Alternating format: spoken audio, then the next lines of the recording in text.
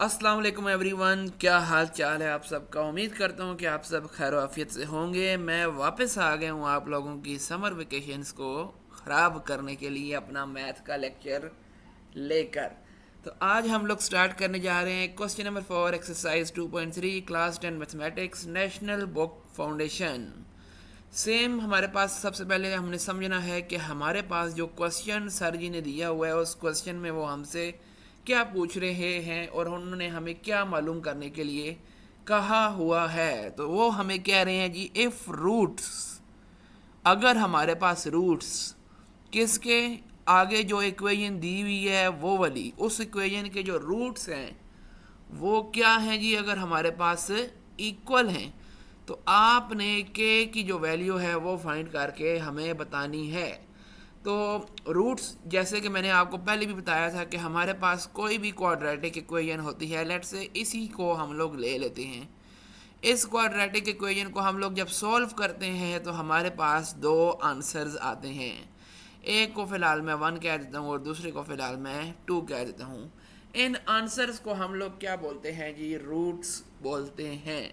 ठीक हो गया जी, रूट्स की कहानी दोबारा आपको क्लियर होगी। अब वो कह रहे हैं कि अगर आपके पास ये वाली जो क्वाड्रेटिक इक्वेशन दी हुई है उसके जो रूट्स हैं, यानी कि उसको सॉल्व करने के बाद जो उसके आंसर्स आएंगे, जाहिर सी बात है क्वाड्रेटिक है तो उसके आंसर दो आने चाहिए और वो दोनों आंसर क्या होंगे जी, आपके पास इक्वल होंगे। लेट से अगर दो आंसर आ रहे हैं, एक 4 है तो दूसरा भी क्या होगा, 4 ही होगा। अगर एक -3 है तो दूसरा भी क्या होगा, -3 होगा। आपके पास उसके क्वेश्चन का बताने का मतलब ये है कि आपके पास जो क्वाड्रेटिक इक्वेशन है जो कि ऊपर लिखी हुई है उसको जब आप लोग सॉल्व करोगे और सॉल्व करने के बाद जो आपके पास आंसर्स आएंगे वो दोनों आंसर्स हमारे पास क्या होंगे जी, इक्वल होंगे। इधर तक तो उसने आपको क्वेश्चन के बारे में इंफॉर्मेशन दे दी है, लेकिन करना क्या है हम लोगों ने ये करना है कि ये जो के है ना उसकी वैल्यू फाइंड करनी है। क्वेश्चन को अगर ज़रा आप लोग जूम करें ना तो यहाँ पर हमें किसी ना किसी जगह पर ये लिखा हुआ है, ये हमारे पास के लिखा हुआ है। इस के की हम लोगों ने वैल्यू फाइंड करनी है। तो रूट्स का भी जिक्र आ गया, इक्वेशन का भी जिक्र आ गया, तो हमारे फेवरेट चाचा जी का भी जिक्र आएगा डिस्क्रिमिनेंट का। लेकिन डिस्क्रिमिनेंट के लिए हम लोग सबसे पहले ए की वैल्यू क्या होगी जी, इस इक्वेशन को हम लोगों ने देख के ए बी सी की वैल्यू निकालनी है, लिखनी है, सॉरी निकालनी नहीं है। एक्स स्क्वेयर के पीछे कुछ नहीं लिखा हुआ तो इसका कोफिशिएंट 1 है। बी जो आपके पास है वो होगा जी के, क्योंकि एक्स का जो कोफिशिएंट होता है वो आपके पास बी होता है। और सी बेचारा अकेला जो नंबर है या जो कांस्टेंट है वो हमारे पास सी आ गया।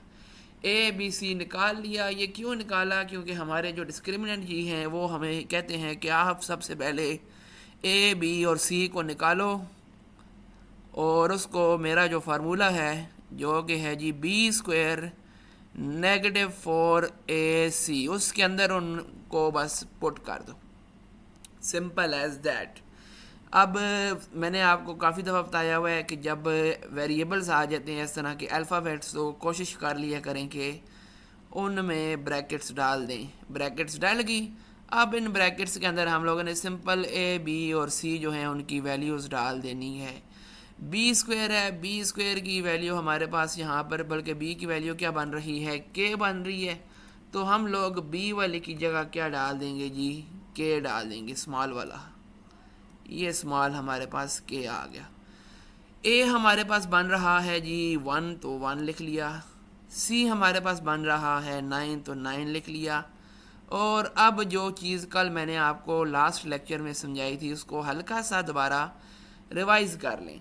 अब वो कह रहे जी, हम लोग अगर देखें तो हमारे पास डिस्क्रिमिनेंट या तो ज़ीरो से बड़ा होता है या डिस्क्रिमिनेंट ज़ीरो से छोटा होता है या हमारे पास डिस्क्रिमिनेंट ज़ीरो के इक्वल होता है। तो अगर हमारे पास डिस्क्रिमिनेंट जो है वो ज़ीरो के इक्वल होता है तब जो हमारे पास जिस इक्वेशन का हम लोग डिस्क्रिमिनेंट मालूम करते हैं उसको सॉल्व करने के बाद उसका जो सॉल्यूशन आता है, यानी कि उसके जो रूट्स आते हैं वो हमारे पास क्या होते हैं जी, इक्वल होते हैं। यानी कि डिस्क्रिमिनेंट हमारे पास जब ज़ीरो होगा तो हमारे पास जिस इक्वेशन का हम लोगों ने डिस्क्रिमिनेंट फाइंड किया है उसके जो रूट्स हैं, यानी कि सॉल्व करने के बाद लेट से अगर उस इक्वेशन में x था तो उस x के जो आंसर आएंगे, जाहिर सी बात है क्वाड्रेटिक इक्वेशन है तो दो आंसर आएंगे 6 और 6, ये दोनों आपस में क्या होंगे मेरे बच्चे, इक्वल होंगे। और यही बात उसने आपको क्वेश्चन में भी बताई हुई है कि आपके पास जो इक्वेशन है, इसको ज़रा रिमूव कर दें, वो कह रहा है कि जो रूट्स हैं यानी कि इस इक्वेशन को सॉल्व करने के बाद जो आंसर आएंगे वो क्या होंगे जी, इक्वल होंगे। और जब आंसर इक्वल होते हैं तो इसका क्या मतलब है, इसका मतलब है जी कि हमारे पास जो हमारे डिस्क्रिमिनेंट चाचा हैं वो ज़ीरो के इक्वल होते हैं। इधर हम लोग क्या लिख लेते हैं जी, फिर ज़ीरो लिख लेते हैं। अगर रीज़न लिखनी है तो हम लोग रीज़न भी साथ में लिख सकते हैं, वो हमारी अपनी मर्ज़ी है, लिखो ना लिखो। अगर लिखोगे तो आपका इंप्रेशन अच्छा पड़ेगा, इससे ज़रा पता चलता है कि बच्चे का जो कंसेप्ट है वो क्लियर है। तो हम लोग लिख लेते हैं जी कि as roots are equal, roots जो हैं वो हमारे पास क्या हैं जी, इक्वल हैं, देन जो आपके पास डिस्क्रिमिनेंट होगा वो किसके इक्वल होगा जी, ज़ीरो के। तो आगे हम लोगों ने क्या काम कर दिया जी, ये वाला कर लिया। टेक्निकली ये जुमला जो है मैंने इसके, हाँ एक काम कर लेते हैं इधर, यहाँ पर अभी के लिए डिस्क्रिमिनेंट ही लिख लेते हैं। ये वाला जो जुमला है ना बच्चे, ये जुमला इधर आना था, लेकिन वो जाहिर सी बात है आपको समझाने के लिए मैंने लिख दी है। आप ये अगर स्टेटमेंट नहीं भी लिखते तो कोई फ़र्क नहीं पड़ता, लेकिन लिख लें, अच्छा इंप्रेशन बढ़ता है। अच्छा जी, अब डिस्क्रिमिनेंट की जगह आ गया ज़ीरो, हम लोग लिखते हैं जी के के ऊपर पावर 2 है तो के का क्या बन जाएगा, स्क्वायर माइनस। अब ये माइनस के बाद 4, 1 और 9 ये तीनों आपस में एक दूसरे के साथ मल्टीप्लाई हो रहे हैं। 4 1s आर 4, ये तो मैंने कैलकुलेटर के बगैर कर लिया, लेकिन अब 9 को 4 के साथ मल्टीप्लाई करना है और हमारे जो 250 का ग्राम है उसमें कैलकुलेटर के बगैर हम लोग 9 को 4 के साथ मल्टीप्लाई नहीं करवा सकते, या करवा सकते हैं बच्चे। 9 3 ज़ार 27 होता है तो 9 4 ज़ार क्या होगा, 36।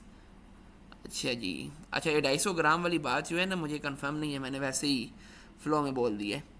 हमारे पास यहाँ पर क्या आएगा जी, 36 आ जाएगा। हमने के की वैल्यू फाइंड करनी है, ये बेचारा -36 है, ये हमारे पास जब लेफ़्ट साइड पर आएगा तो क्या बन जाएगा जी, +36 और के स्क्वायर। हमने क्योंकि क्वेश्चन में उसने डिमांड की हुई है अंकल जी ने कि आपने सिर्फ के की वैल्यू फाइंड करनी है ना कि के स्क्वायर की, तो के स्क्वायर के लिए हम ख़त्म करने के लिए हम लोग अपना प्यारा सा ये जो अंडर रूट है वो ले लेंगे, और अंडर रूट आएगा तो इधर प्लस और माइनस आएगा, क्योंकि हमारे पास के की पावर क्या दी हुई है जी, 2 दी हुई है, इसलिए अब कलर चेंज कर लेते हैं मार्कर का, खूबसूरती के लिए भी और ज़रा समझने के लिए भी, क्योंकि आपको ये नोट्स जो हैं बाद में प्रोवाइड कर दूंगा मैं किसी ना किसी मेथड के ज़रिए। ये 2 हमारे पास कैंसिल हो गया अंडर रूट के साथ। कैंसिल क्यों हुआ है आप लोगों को पता है, बताने की ज़रूरत नहीं है। अच्छा जी, अब 36 का अगर अंडर रूट लेते हैं तो हमारे पास बनता है जी, ऐसा कौन सा नंबर है जिसको उसी के साथ मल्टीप्लाई करवाएं तो हमारे पास 36 आता है, विच इज़ 6। तो 6 के साथ भी प्लस और माइनस आ जाएगा, और इधर हमारे पास आ जाएगा के। ये के लग भी रहा है और नहीं भी लग रहा, तो उसके लिए मैं आपसे माजरत ख्वाह हूँ। इसको ज़रा सीधा करके लिख लें, यहाँ पर के आ गया और यहाँ पर +-6 आ गया, तो हमारा ये क्या आ गया जी, के की हमारे पास वैल्यूज़ आ गई हैं। तो ये इधर आकर हमारा क्वेश्चन एंड हो गया है। खूबसूरती के लिए इसके इर्द गिर्द ज़रा एक बॉक्स भी लगा देते हैं, या रहने नहीं दो, ऐसे ही अजीब सा लगेगा, या लगा ही देते हैं। ये हमारे पास के की वैल्यू आ गई। ये था आपका क्वेश्चन नंबर 4। ये पहला क्वेश्चन है जो अंडर 10 मिनट्स मेरे ख्याल से मुकम्मल हुआ है। तो आज इसी खुशी में हम लोग क्वेश्चन नंबर कौन सा बनता है जी 5, उसको भी सॉल्व करेंगे। ओके एवरीवन, तो क्वेश्चन नंबर 5 आपकी स्क्रीन के ऊपर लिखा हुआ है। इसको ज़रा पढ़ लेते हैं कि उस्ताद जी हमसे क्या डिमांड कर रहे हैं और उन्होंने हमें जो डिमांड हमसे वो कर रहे हैं उसके बारे में क्या इन्फॉर्मेशन दी हुई है। अच्छा जी, तो ज़रा मार्कर का कलर चेंज कर लें ताकि इजी टू अंडरस्टैंड हो जाए। अच्छा, वो कह रहे हैं जी कि शो दैट आपने बताना है कि जो रूट्स हैं किसके जी, ये जो नीचे इक्वेशन दी हुई है उस इक्वेशन के जो रूट्स हैं वो क्या हैं जी, इक्वल हैं। अगर इफ़ 3m² + 4 = 0। अब इसमें कंफ्यूज होने वाली एक छोटी सी बात है, और वो बात क्या है, क्वेश्चन को ज़रा हम लोग दोबारा समझ लेते हैं।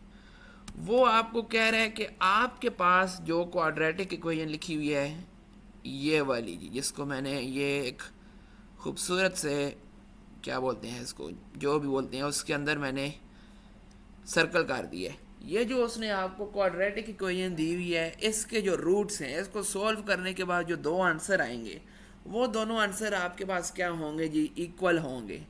आपने ये प्रूव करके बताना है, सिंपल एज दैट।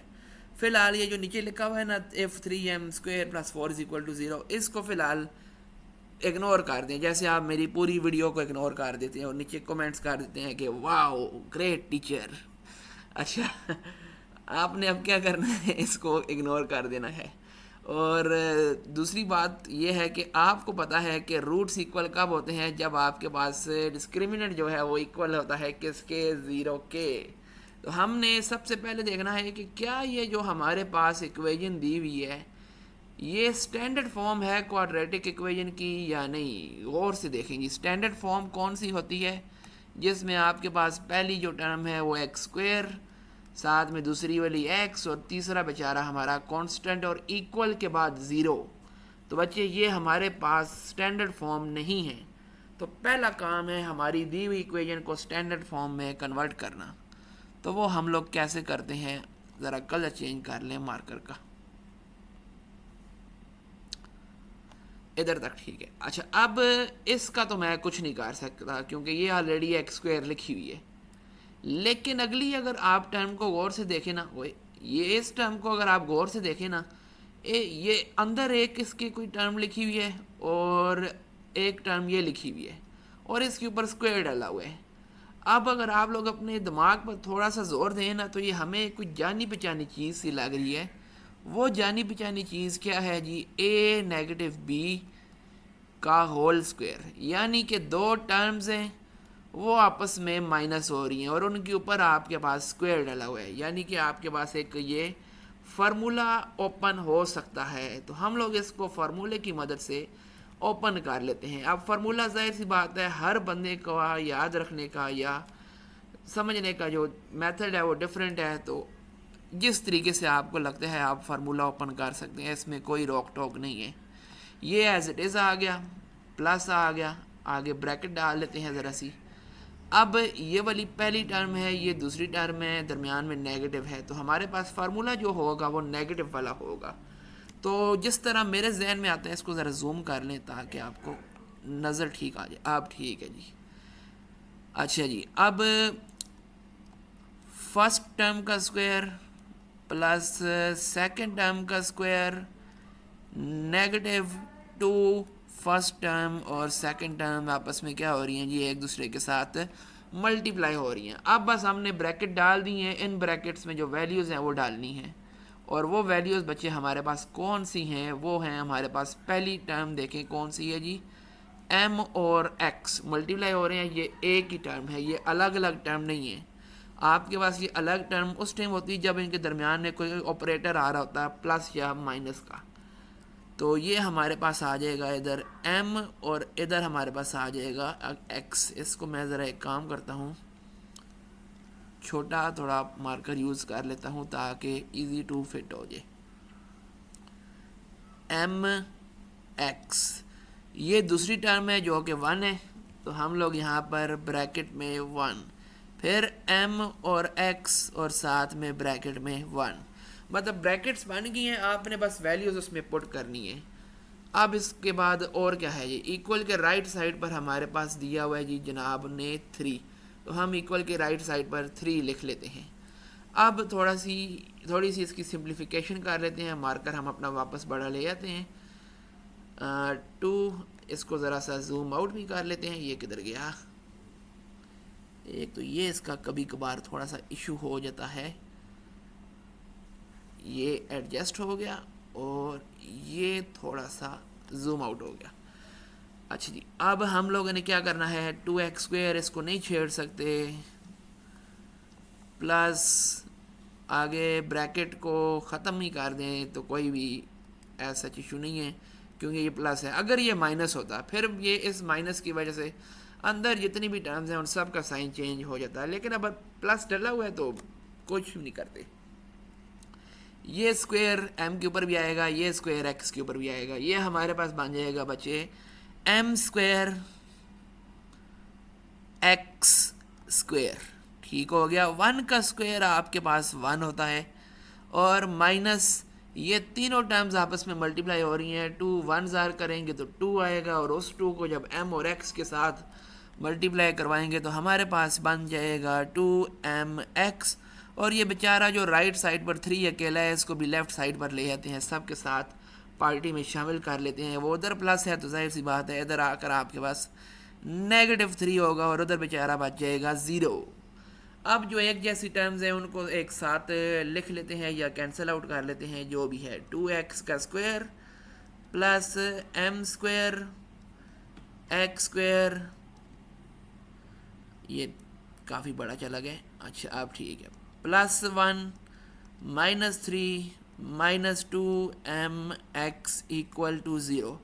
अच्छा, मेरे पढ़ाने का अंदाज़ जो है वो थोड़ा बहुत स्लो है, लेकिन मज़ाहिया तो नहीं कह सकते, लेकिन स्लो है ही है क्योंकि एक चीज़ की डिटेल में मैं चला जाता हूँ। तो अगर आप लोग बोर हो रहे हो तो बता देना क्योंकि मैं तो कुछ नहीं कर सकता। अच्छा, अब अगली चीज़ जो है ये देखिए, ये दोनों नंबर्स हैं। इन दोनों नंबर्स 1 - 3, एक में से 3 जा रहा है जी, तो हमारे पास क्या बच जाएगा, 2 बच जाएगा। तो हम यहाँ पर 2 लिख लेते हैं, लेकिन क्योंकि 3 बड़ा है इसके साथ नेगेटिव का साइन है तो हमारे पास 2 के साथ भी आ जाएगा नेगेटिव का साइन और आगे -2mx जो है वो एज इट इज़ आ जाएगा। इन तीनों का काम ख़त्म हो गया। पहली 2 जो हैं उनमें अगर आप लोग गौर से देखें तो यहाँ भी x² है और यहाँ भी x² है। इस x² को मैं बाहर कॉमन निकाल लेता हूँ जी, तो कॉमन निकाल लेते हैं। इस x रेज हो जा, इस x² को मैं इधर बाहर कॉमन निकाल लेता हूँ। x² कॉमन निकल गया। सेम कलर के साथ रहने दें या डिफरेंट कर लें? सेम के साथ ही रहने देते हैं, कलर डिफरेंट क्या करना है, ड्राइंग क्लास थोड़ा ही चल रही है। अच्छा जी, x² कॉमन निकाल लिया। इस पूरी में से जब ये x² बाहर निकल जाएगा पीछे क्या रह जाएगा जी, 2। तो हम लोग अंदर लिख लेते हैं हमारा नंबर 2। इस पूरे में से जब ये x² बाहर चला जाएगा तो हमारे पास बच जाएगा m² प्लस m का स्क्वायर और ये ब्रैकेट क्लोज्ड और इक्वल के बाद क्या था, 0। अब इसकी थोड़ी सी रीअरेंजमेंट कर लेते हैं। देखिए, ये एक ये है और दूसरा ये है, दोनों आपस में मल्टीप्लाई हो रहे हैं। यानी कि अगर 2 × 3 करें 6 आएगा, 3 × 2 करें तब भी क्या आएगा, 6 ही आएगा। तो मैं इस चीज़ को यूज़ करते हुए x² को जो है ब्रैकेट के बाद लिखने की कोशिश करता हूँ। कोशिश क्या करनी है, सीधा लिखना ही है। ये रेज हो गया। अच्छा जी, ये 2 + m का स्क्वायर और यहाँ पर आ जाएगा हमारे पास x का स्क्वायर। ये x वाली है क्योंकि देखें x लिखा हुआ नज़र आ रहा है, इसको पहले ले आते हैं। ये हमारे पास हो जाएगी -2mx और -2 विच इज़ इक्वल टू 0। अब देखते हैं कि क्या हमारे पास ये क्वाड्रेटिक इक्वेशन की स्टैंडर्ड फॉर्म बन गई है या नहीं बनी। गौर से देखें, हमारे पास ब्रैकेट के साथ बाहर क्या लिखा हुआ है जी, x का स्क्वायर, यानी x² पहले आ गया है, उसके बाद x वाली टर्म आ गई है और अकेले में कांस्टेंट जो है हमारा वो आ गया है। नहीं नज़र आ रहा, कोई मसला नहीं, ये x² है, ये x है और ये -2 हमारे पास कांस्टेंट है। ये सारा काम हम लोगों ने पहले क्यों किया है, ताकि हम लोग इसको स्टैंडर्ड फॉर्म में लेके आ सकें। क्यों? क्योंकि हमारे पास ये जो डिस्क्रिमिनेंट है ये डिस्क्रिमिनेंट जब भी मैं बोलता हूँ मेरे जहन में वो डिस्क्रिमिनेशन आ जाता है, पता नहीं क्यों, जो कि नहीं आना चाहिए। अच्छा, ये जो डिस्क्रिमिनेंट है उसके लिए, या जो क्वाड्रेटिक फार्मूला है आप सबका, जिसको आपने रटने के लिए पता नहीं कितनी दिन रात मेहनत की होगी, वो हमारे पास तब ही अप्लाई होता है जब हमारे पास क्वाड्रेटिक इक्वेशन अपनी स्टैंडर्ड फॉर्म में होती है। तो सबसे पहले हमने इसको स्टैंडर्ड फॉर्म में ले आए हैं। और अगला काम, अब सवाल को ज़रा दोबारा देख लेते हैं कि सवाल में हमें चाचा जी ने, सॉरी सर ने क्या कहा था। सर ने हमें कहा था जी कि हमारे पास जो ये क्वाड्रेटिक इक्वेशन है जिसको हमने स्टैंडर्ड फॉर्म में ले आए हैं, उसके जो रूट्स हैं वो क्या हैं जी, इक्वल हैं। अब जब भी किसी क्वाड्रेटिक इक्वेशन के जो रूट्स हैं, यानी कि सॉल्व करने के बाद जो आंसर है, जो दो आते हैं वो इक्वल होते हैं, तो आपको पता है उसका डिटर्मिनेंट किसके इक्वल होता है, ज़ीरो के। तो हम लोग लिखने से पहले ए बी सी लिखते हैं, क्योंकि डिस्क्रिमिनेंट की डिमांड होती है कि पहले मुझे वैल्यू दो, फिर मैं उसको डिस फार्मूले में पुट करनी है। हमारे पास आ जाएगा 2 + m का स्क्वायर, ये ए की वैल्यू आ गई क्योंकि पूरी एक्स स्क्वायर के साथ लिखी हुई थी। अच्छा जी, बी की वैल्यू आ गई -2m, क्योंकि देखें एक्स के साथ ये दोनों लिखी हुई हैं, इस वजह से m भी आएगा। और सी अकेला बेचारा कांस्टेंट है, मैंने कलर चेंज नहीं किया तो इसलिए आप लोगों ने माइंड नहीं करना। डिस्क्रिमिनेंट हमें क्या कहता है जी, हमारा फार्मूला है डिस्क्रिमिनेंट अंकल का, discriminant says that B square minus -4ac, alphabets आ गए यानी कि वेरिएबल्स आ गए, तो आप इसमें क्या कर लें जी, थोड़ा बहुत ये ब्रैकेट डाल लिया करें। बी की वैल्यू है हमारे पास -2m, तो हम लोग बी की जगह लिख लेंगे -2m, और ए हमारे पास है जी 2 + m का स्क्वायर। ठीक है, हो गया। या इसको थोड़ा सा ऐसे कर लेते हैं, स्क्वायर, और अब ब्रैकेट ख़त्म। डिजिटल क्या कहते हैं, बोर्ड होने का यही तो फ़ायदा है। अच्छा, सी आपके पास आ गया -2। अब ये देखें, m का स्क्वायर होगा, 2 का स्क्वायर होगा, और माइनस का भी स्क्वायर होगा। नेगेटिव टाइम्स नेगेटिव करें, आपके पास आता है पॉजिटिव। नेगेटिव एनर्जी इज इक मल्टीप्लाई नेगेटिव एनर्जी इज इक, क्या बोल रहा हूँ, negative energy times negative energy is equal to positive energy. तो प्लस लिखें ना लिखें, आपकी अपनी मर्जी है। ये 2 लिखूंगा तो गलत होगा क्योंकि हमने 2 का भी स्क्वायर लेना है विच इज़ इक्वल टू 4, आगे m का स्क्वायर लेना है which is equal to m square. -4 जो है ये मल्टीप्लाई हो रहा है इन सब के साथ, यानी कि तीनों ही आपस में मल्टीप्लाई हो रहे हैं। लेकिन सिंपल एक काम करते हैं, -4 को पहले -2 के साथ मल्टीप्लाई करवा लेते हैं। अब माइनस आ गया है, तो माइनस जब माइनस के साथ मल्टीप्लाई होगा, negative energy times negative energy is equal to positive energy. अच्छा, ये मेरे जहन में एक डायलॉग आया था तब बोले। अब 4 2 ज़ार करें तो हमारे पास क्या होगा, 4 दूने 8, और साथ में 2 + m का स्क्वायर, और डिस्क्रिमिनेंट ज़ीरो आएगा। क्यों ज़ीरो आएगा, क्योंकि क्वेश्चन में उसने बता दिया आपको कि जो रूट्स हैं इक्वेशन के वो क्या हैं जी, इक्वल हैं। और रूट्स आपके पास तब इक्वल होते हैं जब डिस्क्रिमिनेंट इक्वल होता है ज़ीरो के। ये मैंने आपको काफ़ी डिटेल से बताया है, तभी हमारी लास्ट वीडियो कोई 20 मिनट तक चली गई थी और आप लोगों ने वो देखना गवारा नहीं समझी, अफसोस की बात है। अच्छा, आपको लग रहा होगा पढ़ा कम रहा हूँ और बातें ज़्यादा कर रहा हूँ, क्योंकि सब्जेक्ट ही मैथ ऐसे है, आपको इसमें ज़रा इंगेज रखना पड़ता है। अच्छा, अब क्या करना है, 4m² का कुछ नहीं हो सकता फ़िलहाल, एज इट इज़ 8 × 2 के साथ होगा, तो 8 2 ज़ार क्या होगा, हमारे पास होगा ये 16 + 16, ये काफ़ी नीचे जा रहा है तो इसको हम लोग ऊपर ले जाते हैं, और +8m का स्क्वायर। अब देखें, ये भी m स्क्वायर है, ये भी m स्क्वायर है, दोनों के साथ m स्क्वायर है, तो दोनों को आपस में ऐड कर लेते हैं। 8 और 4 कितने हो गए जी, 12m का स्क्वायर जमा 16। दोनों पर कोई ऐसा टेबल है जो डिवाइड हो सकता है या कॉमन निकाल सकते हैं, क्यों नहीं बच्चे, हो सकते हैं ना। कौन सा है जी, वो हमारे पास है 4 जब डिवाइड होगा 12 के ऊपर, यानी कि कॉमन निकालने का तरीका आपको आता होगा। 4 3 ज़ार 12 m² +4 4 ज़ार 16। अब ये देखिए 4 मल्टीप्लाई हो रहा है इसके साथ, ये लेफ़्ट साइड पर आएगा तो क्या हो जाएगा, डिवाइड होगा ज़ीरो के साथ, 0 डिवाइडेड बाई 4। और ज़ीरो के साथ जब कोई चीज़ डिवाइड होती है तो नहीं बचती, वो ज़ीरो ही रह जाता है। तो that is why this become 0 and 3m square plus 4 is equal to 0।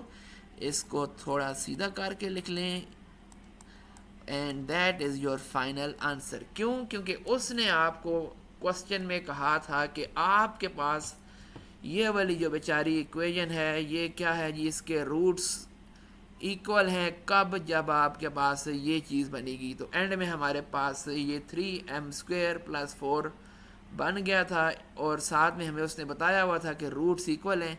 इसीलिए हम लोगों ने स्टार्टिंग में ही डिटर्मिनेंट जो है, सॉरी डिटर्मिनेंट बोल रहा हूँ, डिस्क्रिमिनेंट जो है वो 0 के इक्वल। ये किधर चला गया, ये मुझे लगता है कल वाला लेक्चर खुल गया।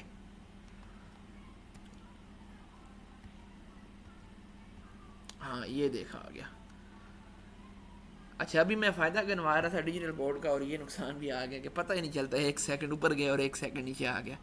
तो वो हमें यही कह रहा था कि आपके पास जो रूट्स हैं वो इक्वल हैं, और एंड में जब ये चीज़ आएगी तो ये चीज़ आ गई है, तो हमारा आंसर भी सॉल्व, फिर वही बात सॉल्व हो गया है।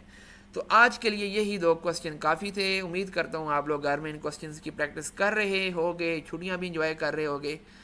और क्या है, बस अपना ख्याल रखिएगा, मुझे दुआओं में याद रखिएगा। टिल देन टेक केयर, अल्लाह हाफिज़।